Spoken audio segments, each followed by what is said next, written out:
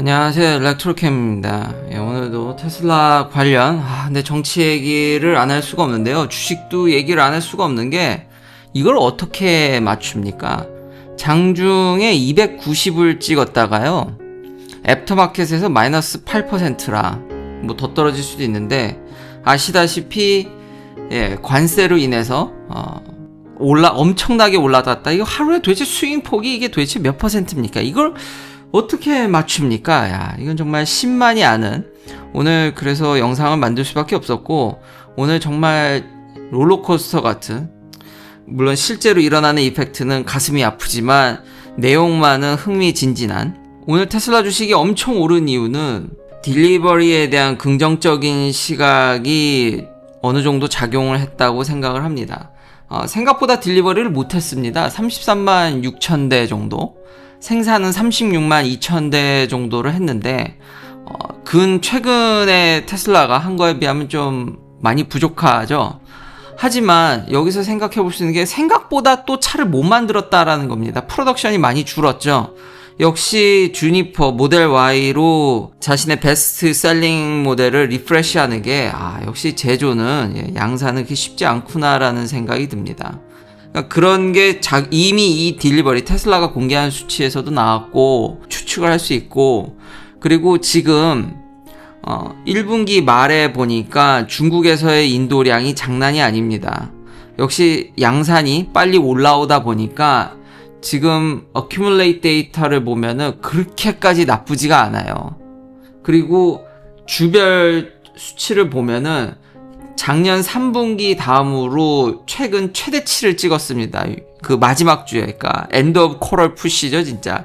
1분기 말에 양산도 올라오면서 쏟아낸 물량이 중국에서 장난이 아닙니다. 그러니까 딜리버리는 나쁘지만 향가에서 그 주니퍼 생산이 좀 안 되는 거 아니야? 라고 생각을 했는데 역시 그게 맞았고, 지금 중국에서 보니까 생산량이 올라오니까 판매량이 급속도로 올라오고 있고, 노르웨이라든지 저번에 제가 얘기했듯이 유럽에서도 회복이 지금 보이기 때문에 이거 다음 분기나 이거면은 회복이 되겠는데 충분히 테슬라가 잘 팔겠네 라는 얘기가 시장을 어느 정도 영향을 줘가지고 주식이 이렇게 올랐는데, 와, 진짜 290, 이런 딜리버리에도 역시 그런 논리로, 워낙에 이 회사는, 테크놀로지적으로 혜자가 많기 때문에, 그렇지만, 뭐, 전방위적으로 테슬라뿐만 아니라 주식시장의 광풍, 우리 트럼프 대통령의, 글로벌 테리프, 아주 주식시장은 박살을 냈습니다. 이 영향이 커서 그래서 이 얘기를 안 할 수가 없고, 주요 초점은 주류 언론들이 하지 않는 좀 그것에 좀 숨은 얘기라든지 좀 비판적인 얘기. 근데 기본적으로 저도 예전에 분명히 제가 그런 발언을 했고요. 관세 전쟁은 결국 모두가 가난해지는 겁니다. 저는 장기적으로 관세 전쟁이 길어지면 그렇게 된다고 보고 있기 때문에, 그렇지만 이 채널은 테슬라 위주로 아무래도 미국에 있다 보니까 미국의 시각을 전달하는 거기 때문에 미국 사람들은 그렇게 생각을 한다는 거죠. 특히 일부 오늘 할 얘기는 트럼프 대통령을 강력하게 지지하는 사람들이 그렇게 생각한다라는 점을 좀 염두에 두시고 들어주셨으면 좋겠습니다. 중국은 하도 많이 맞아가지고요. 그래서 이걸 좀 정리를 할 필요가 있었는데, 어쨌든 한 50% 넘게, 그러니까 때린데 또 때리기 때문에 계속 때리죠. 그리고 신기한 점을 보면은 방글라데시라든지 미얀마, 라오스 이런 데도 엄청 맞았습니다. 왜냐하면은 중국에서 우에서 다 들어오잖아요. 근데 향간의 이 계산법이 그냥 이익 대비 수출량 대충 레이시오 계산해서, 그러니까 무역 수지 흑자를 얼만큼 받는지에 대해서 대략 한 반쯤 토해내라는 식으로 때린 거 아니냐라는 얘기도 있는데, 이렇게 간단하게 계산했다는 방법도 있지만, 이미 트럼프 대통령이 백악관이 그 리스트를 이렇게 때릴 거라고 각 나라별로. 한국은 한 25%, 일본 한 24%거든요. 베트남은 46%입니다. 삼성, 갤럭시 공장이 베트남에 많은데, 그것도 좀, 타이완도 32%를 때려 맞는군요.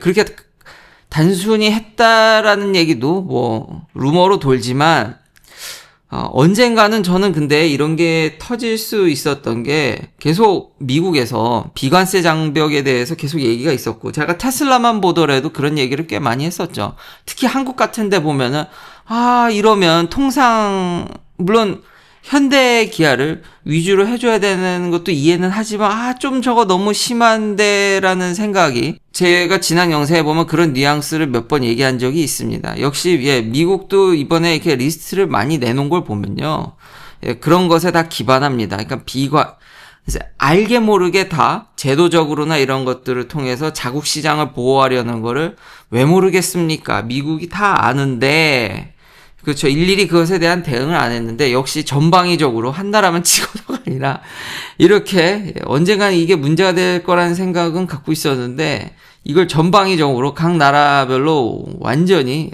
진짜 완전 쓸어버리듯이 한 점이 역시 미국답다. 역시 하면은 스케일이 크구나. 그리고 여기 재미난 점은 러시아는 없습니다. 근데 안 한 이유가 뭐냐고 물어보니까 러시아는 할 게 없죠. 이미 제재 상태고 별로 러시아랑 오가는 물품도 없고 서로 그냥 각자 있기 때문에 할 게 없죠. 그래서 현관에는 러시아한테 약한 거 아니냐라는 얘기지만 그 루머죠. 경제적으로 서로 뭐 그런 관계가 없기 때문에 러시아는 뭐 한 게 없다. 다음으로 이런 뉴스들이 나옵니다. 이제 캐나다 같은 경우도 이미 일찌감치 트레이드 워가 발발해서 이제 미국에 대한 악감정. 그래서 이제 많은 국가들이 저 미국 정말 너무 깡패 같네. 캐나다 뭐 멕시코 미국 안 가. 멕시코 얘기는 근데 사실 캐나다 분들 미국 안 온다. 전 세계적으로 미국 관광을 안 온다. 근데 저는 사실 그게 핑계라는 생각이 듭니다. 미국 관광객은요, 코로나 이전을 회복을 못하고 있습니다. 아직도. 왜냐하면 강달러이기 때문입니다. 스트롱 달러가 오히려 저 같은 사람이 딴 나라로 여행 가게 만들지, 미국에 있는 사람들이 딴 나라로 가게 만들지, 미국의 물가도 물가지만 달러가 너무 세기 때문에 미국을 들어오는, 제가 예전에 이거 누누이 얘기했는데, 한 30년, 40년 데이터 보더라도요, 정치적인 그거는 거의 모르겠습니다. 이번은 아닐 수도. 근데 3, 40년의 데이터를 보면 관광 수지는 정확히 환율에 연동돼서 움직입니다. 그 외의 것들은 거의 핑계예요. 핑계로 저는 그렇게 보이는데, 이번엔 아닐 수도 있겠지만 여튼 중요한 건 어차피 강달러 때문에 미국에 오는 관광객이 회복이 안 됩니다. 회복이. 그래서 지금 트럼프 대통령이 지금 강달러를 억제하려고 해서 달러를 이 밸류를 낮춰야 된다. 오히려 그러면 관광객이 저는 돌아올 거라는 생각이 듭니다. 그게 근데 쉬울 것 같지는 않은데, 여튼 미국이 망할 거라, 관광객들이 안 온다, 이런 악감정 때문에 트레이드 그것도 제가 부정하는 건 아니지만, 뭐가 더 더미넌트하게, 그게 뭐가 더 강력하게 여기에 지배하고 있냐면 달러가 세서 미국인들이 해외에 나가지 다른 나라 사람들이 미국에 잘 안 온다.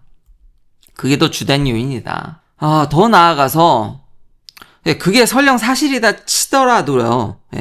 치더라도 트럼프 대통령은 굉장히 제가 보기에 그냥 대중적인, 역대 미국 대통령들과는 달리 굉장히 대중적인, 자신의 강성 지지자들만 보고 그 사람들을 대변하고 그 사람들에 의해서만 움직이는, 어찌 보면 쉽게 예측이 가능할 수도 있죠. 그러니까 미국의 중부에 특히 일자리를 만들면은 됩니다. 거기가 핵심이기 때문에요. 그러니까 관광 수입도 그렇습니다. 미국의 관광 수입이 줄을 거다. 이제 주류 언론들은 그래서 비판하고 이러는데, 엄청 적자다 그러는데, 대부분 관광객들 민주당 텃밭으로 갑니다. 그러니까 서부나 동부, 캘리포니아, LA, 샌프란시스코, 여기 자연도 좋다고 그러지만 압도적인 수입과 관광객은 서부, 동부, 뉴욕이죠. 다 민주당 텃밭인데 관광 수입이 많지.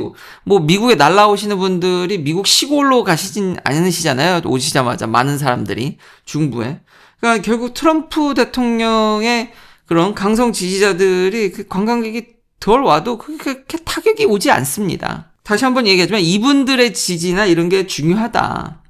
이런 지금 약간의 지금 대혼란을, 사실상 전쟁이죠. 전쟁이니까 다 가난해지는 건데, 전쟁 속에서도 여기 보면 로이터 데이터입니다. 그러니까 로이터는 부정적이죠. 트럼프 대통령이. 그래서 43%로 줄었다.